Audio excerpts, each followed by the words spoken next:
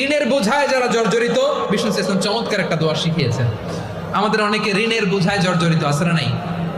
এদিকে কেউ আছেন? থাকলে হাত তোলার দরকার নেই, থাকলে এই দোয়াটা পড়বেন। এক সাহাবীর নাম আবু উমামা, নামাজের ওয়াক্ত ছাড়া উনি মসজিদে যেয়ে বসে আছে। বিষ্ণু বললেন, কিরে আবু উমামা, নামাজের তো ওয়াক্ত হয় না, মসজিদে কি?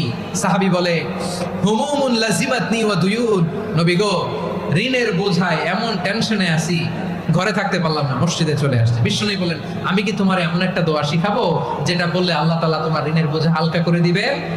আবু উমামা বললেন, ইয়া রাসূলুল্লাহ, অবশ্যই শিখাবেন। বিষ্ণু বললেন, তাহলে তুমি পড়বা, আল্লাহুম্মা ইন্নী আউযু বিকা মিনাল হাম্মি ওয়াল হাযান ওয়া আউযু বিকা মিনাল জুবনি ওয়াল বুখল ওয়া আউযু বিকা মিন গালাবাতিদ দাইনি ওয়া কাহরির রিজাল।